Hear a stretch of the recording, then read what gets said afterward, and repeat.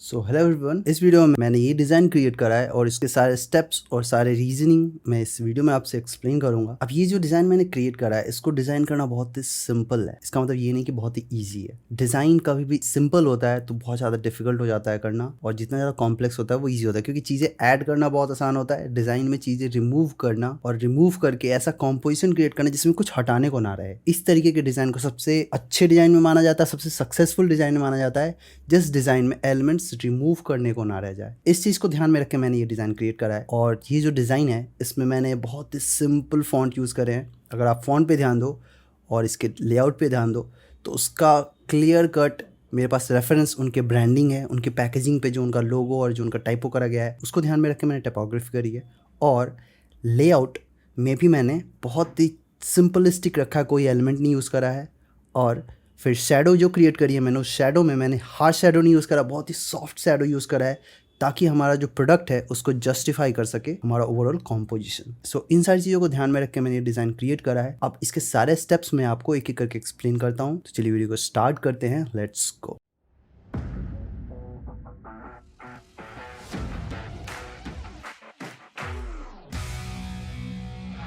तो mid journey में जाकर के जो सबसे पहला प्रॉम्प्ट डाला था मैंने वो था आपका lavender purple aesthetic flower against light lavender colour plain background. मुझे बैकग्राउंड प्लेन चाहिए था और लेवेंडर कलर का मुझे फ्लावर वगैरह चाहिए था। तो उससे क्या होता कि मेरा जो बैकग्राउंड लाइट रहता तो मेरा प्रोडक्ट उससे हाईलाइट होता, जो कि मेरा प्रोडक्ट मैंने सेलेक्ट करा हुआ है उसके अकॉर्डिंग मुझे लाइट बैकग्राउंड परफेक्ट लग रहा था। लेकिन ये जो फोटोज आई है ना इसमें मैं प्रोडक्ट को प्लेस नहीं कर सकता, तो मुझे थोड़े बहुत प्रॉम्प्ट में चेंजेस करने पड़े। तो मेरा प्रॉम्प्ट क्या था, अगर आप प्रॉम्प्ट में देखो, फ्लावर तक सही है, ऑन द फ्लोर ताकि मुझे एक फ्लोर मिल जाए, इसमें फ्लोर नहीं है। फॉर प्रोडक्ट प्लेसमेंट, तो प्रोडक्ट प्लेसमेंट का अगर प्रॉम्प्ट डाला तो थोड़ा एक फ्लोर मिल जाएगा, मुझे एक वॉल मिल जाएगा जिससे मैं प्रोडक्ट को अच्छे से प्लेस कर पाऊंगा। और आगे जाकर के मैंने प्रॉम्प्ट में ऐड कर दिया for beauty brand against the light lavender colour plain background, जो कि प्रॉम्प्ट मेरा यहाँ पे भी था। प्रॉम्प्ट के बीच में मैंने ये डिटेल्स ऐड करी हैं जिससे मुझे ये 4 ऑप्शन मिले। लेकिन ये जो 4 ऑप्शन मिले हैं मुझे उतने इंटरेस्टिंग नहीं लगे, तो मैंने क्या करा कि इसी प्रॉम्प्ट के एंड में कॉमा दे करके मैंने जो प्रॉम्प्ट ऐड करा वो है मिनिमलिस्टिक थीम फॉर बैकग्राउंड। तो जो हमारा बैकग्राउंड होगा ना उसमें मिनिमलिस्टिक थीम होगा। तो आप देखो डिफरेंस इसमें और इसमें कितना डिफरेंस आ गया। ये काफ़ी मिनिमलिस्टिक और अच्छा लग रहा है, जो कि हमारे ब्रांड की पैकेजिंग भी काफ़ी मिनिमलिस्टिक है, तो उसके अकॉर्डिंग ये परफेक्ट बैठेगा। तो फिर मैंने क्या करा, मैंने V2 पे क्लिक करके, मुझे ये इमेज इंटरेस्टिंग लगा था तो इसके मैंने बहुत सारे ऑप्शंस ट्राई करे कि शायद इसमें और कुछ अच्छा मिल जाए मुझे। तो ये 4 ऑप्शन मिले, उसमें मुझे ये सबसे इंटरेस्टिंग लगा, इसलिए मैंने इसको YouTube पे क्लिक करके रेंडर पे डाल दिया और ये इमेज मैंने सेव इमेज एज करके मैंने इसको अपने डेस्कटॉप पे सेव कर लिया। अब इस इमेज को यूज करके, जो कि मैंने इसमें जर्नी में क्रिएट करा है, इसको यूज करके मैं एडोबी फोटोशॉप में जाकर के डिजाइन करूंगा। तो ये थे हमारे सारे स्टेप्स मिड जर्नी के। अब हम आगे बढ़ते हैं एडोबी फोटोशॉप की तरफ। तो फोटोशॉप में जाकर के हमारा जो पहला स्टेप है वो है इमेज को लेकर के आना। मैं जाऊंगा इमेज को लेकर के आऊँगा, यहाँ पे ड्रॉप करूँगा और इसे ड्रैग करके पूरे कैनवस पे स्प्रेड कर दूंगा। ठीक है, ओके। फिर जाऊंगा ये प्रोडक्ट लेकर के आऊँगा, इसको मैं यहाँ ड्रॉप करूँगा, इसे बड़ा कर दूंगा और यहाँ पे प्लेस कर दूंगा इसको मैं, और फिर मैं एंटर प्रेस कर दूंगा। इसको कॉपी करूँगा Ctrl+T और फिर ड्रैग करके इसका छोटा वर्जन ही क्रिएट करूँगा। इतना सही है, ओके। अब क्या ये जो फ्लावर जो के पीछे है मैं चाहता हूँ इसके ऊपर आए ताकि ये थोड़ा सा इस इमेज के साथ और इस बैकग्राउंड के साथ बिल्कुल परफेक्टली बैठा हुआ लगे ये। तो मैं क्या करूँगा, इसे सेलेक्ट करूँगा, इसे सेलेक्ट करके राइट क्लिक करके इसको रेस्टराइज कर दूंगा और फिर जूम इन करके, हमें बहुत ज़्यादा क्लियर सिलेक्शन नहीं करना, एक रफ सिलेक्शन करना है। अब इसे मैं सेलेक्ट करके Ctrl+C Ctrl+V, मेक श्योर कि आपका लेयर सेलेक्टेड हो Ctrl+C करने समय, और जूम आउट करके फिर इन प्रोडक्ट्स को ला दूंगा और इससे मैं ड्रैग करके इसके ऊपर। अभी बैकग्राउंड में काफ़ी अच्छा लग रहा है पहले से। अब इसे ड्रैग करके हल्का मैं नीचे लाऊंगा, ठीक है। अब इस लेयर को सेलेक्ट करके कंट्रोल क्लिक करूँगा और नया लेयर लेकर के, ये पर्पल कलर होगा, थोड़ा इसका डार्क वर्जन, ठीक है, और पेंट बकेट टूल लेकर के कलर फिल कर दूंगा, इसे ड्रैग करके नीचे लाऊंगा, ठीक है, Ctrl+D। अब एडिट में जाकर के हमें जाना है पर्सपेक्टिव वॉर्प टूल और यहाँ पे एक इस एरिया को, पूरे बॉटल को चारों तरफ से इस ग्रिड में के अंदर फिट कर देना है। और फिर मैं जाऊँगा वॉर्प पे क्लिक करूँगा और फिर इसको ड्रैग करके मैं यहाँ पे सेट करने की कोशिश करूँगा, क्योंकि लाइट इधर से आ रही है तो शेडो भी इधर पड़ेगी। अब यहाँ पे जो इस पूरे सीन में जो शेडो पड़ रहा है ना वो काफ़ी लाइट शेडो पड़ रहा है। तो पहले मैं इसको सेट कर दूँ फिर मैं आपको दिखाता हूँ। यहाँ पे एंटर प्रेस करूँगा, इससे मैं हल्का ऊपर की तरफ ले आऊँगा, राइट क्लिक करके इसको कन्वर्ट टू स्मार्ट ऑब्जेक्ट, ठीक है। अब यहाँ पे जाऊँगा फिल्टर में जाकर के ब्लर, गॉसियन ब्लर, ओके। इसको मैं हल्का कम कर दूँगा, या इसको मैं रहने देता हूँ, ठीक है। अब इसे सेलेक्ट करके मैं कंट्रोल आई, यहाँ पे वाइट था ब्लैक हो गया, इसका मतलब यहाँ पे जो हमारा ब्लर था वो डिसअपियर हो गया क्योंकि यहाँ पे ब्लैक है। अब इस लेयर को सेलेक्ट करके मैं क्या करूंगा, यहाँ पे मास्क ऐड कर दूंगा और ब्रश लेकर के यहाँ पे डार्क कलर, और मास्क इस लेयर का है तो इसका मतलब इस लेयर की ओपेसिटी यहाँ पे इफेक्ट होगी। अब इसे मैं हल्का कर दूंगा, पास में सही है डार्क, डिस्टेंस में कम होगा, ठीक है। अब इसके ब्लर वैल्यू पे काम करूंगा, यहाँ पे वाइट क्योंकि ब्लर वैल्यू ब्लैक है, इसका मतलब सारा ब्लर वैल्यू हमारा हिडन है तो उसको रिवील करना है। ब्रश साइज को छोटा करूंगा और यहाँ पे ऐसे मैं रन कर दूंगा, तो जितना डिस्टेंस में ऑब्जेक्ट होगा उतनी ब्लर वैल्यू ज़्यादा होगी और जितना क्लोज होगा प्रोडक्ट के वहाँ पर ब्लर वैल्यू कम। तो यहाँ पे सबसे ज़्यादा है तो ठीक है। अब ये ना थोड़ा हार्श शेडो है, यहाँ पे शेडो देखो जितने भी शेडोज हैं ना काफ़ी लाइट शेडो हैं, तो इसकी ओपेसिटी को हम ड्रैग करके हल्का करेंगे ताकि हमारे बैकग्राउंड के साथ ये मर्ज हो जाए। तो अब देखो ये बैकग्राउंड के साथ हमारा मर्ज होता हुआ दिख रहा है। इसकी ओपेसिटी हल्की और कम कर सकते हैं, ओके। अब बारी है इस प्रोडक्ट की, इसे सेलेक्ट करूँगा, कंट्रोल क्लिक, ये सिलेक्शन क्रिएट हो गया। न्यू लेयर लेकर के पेंट बकेट टूल लूँगा, सेम प्रोसेस, और क्लिक कलर फिल। अब इसको राइट क्लिक करके कन्वर्ट टू स्मार्ट ऑब्जेक्ट करूँगा। इस वाले पार्ट में मैं भूल गया था, वैसे बेटर होता है, वैसे चलेगा, कोई प्रॉब्लम नहीं है, लेकिन उसको आपको कर लेना चाहिए। अब इसे ड्रैग करके मैं नीचे लाऊंगा और फिर से जाऊँगा एडिट में जाकर के पर्सपेक्टिव वॉप, और इससे मैं ड्रैग करके सेलेक्ट करूँगा इतना, ठीक है, और इसको मैं परफेक्टली फिट कर दूंगा अपने प्रोडक्ट के साथ, और ये हो गया हमारा।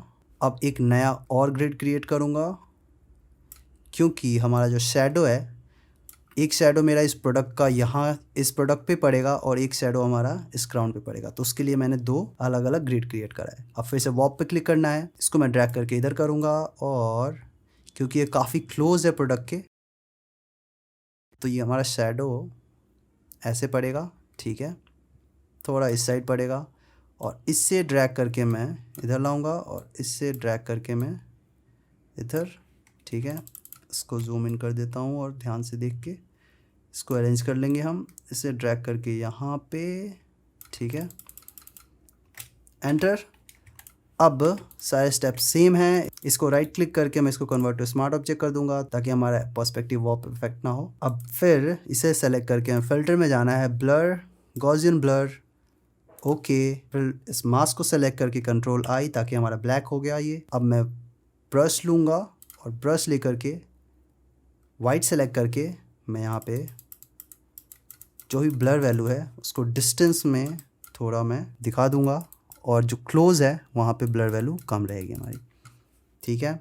अब यहाँ पे ना मास्क क्रिएट करूँगा मैं, जैसे इसमें करा हुआ है मैंने, और मास्क क्रिएट करके मैं इसकी ओपेसिटी में कम करूँगा क्योंकि बहुत ही हार्श शेडो है, और पूरे इमेज में अगर आप देखो तो शेडो बिल्कुल ही लाइट है। तो उसके लिए मैं इसकी ओपेसिटी भी यहाँ से कम कर सकता था, लेकिन हमें यहाँ पे हम शेडो के साथ ज़्यादा बेटर खेल पाएंगे मास्क के थ्रू। अब मुझे हाइड करना है तो ब्लैक कलर सेलेक्ट करूँगा और इसके ऊपर ऐसे मैं रन कर दूँगा। डिस्टेंस में रन करूँगा, क्लोज नहीं, क्योंकि क्लोज में थोड़ा शेडो हार्श रहता है, तो उसके लिए सही है। अभी मैं इसको सेलेक्ट करके मल्टीप्लाई पे क्लिक कर दूँगा ताकि हमारा फॉन्ट और बाकी सारी चीज़ें ज़्यादा क्लियरली विजिबल हो। ब्रश साइज़ को छोटा करके हम यहाँ पे भी थोड़ा रन कर देंगे, ठीक है।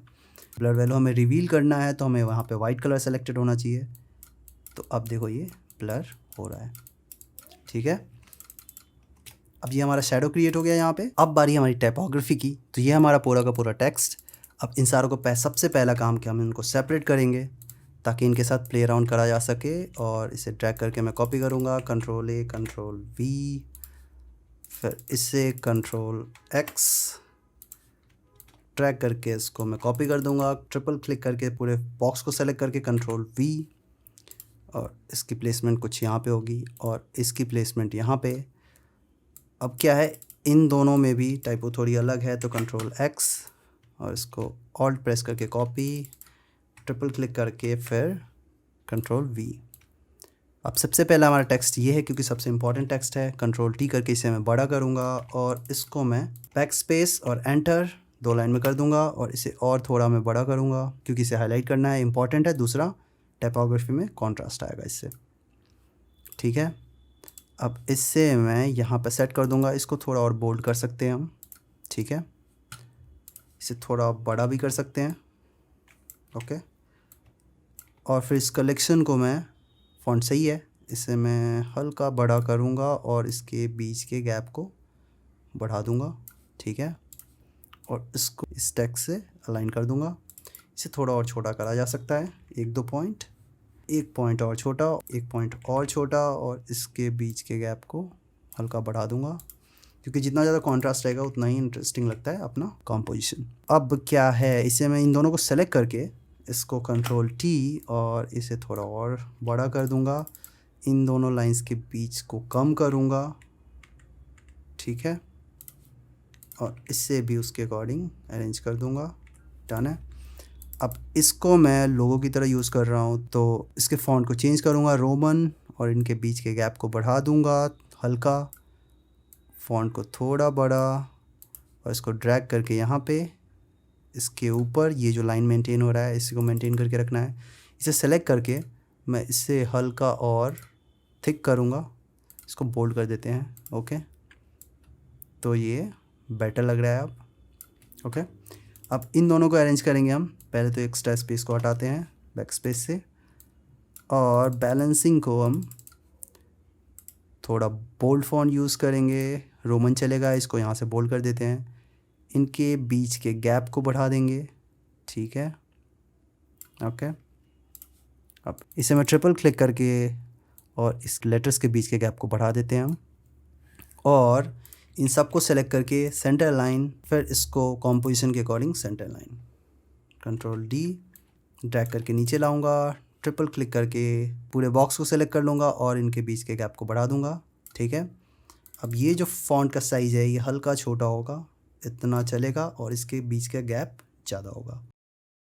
तो इससे क्या है ना, हमारे फॉन्ट में काफ़ी वेरिएशन आ रहा है, जिससे कॉम्पोजिशन इंटरेस्टिंग लग रहा है। अब इसको मैं डबल ट्रिपल क्लिक करके सेलेक्ट करके और इनके बीच के गैप को कम कर दूंगा, ठीक है।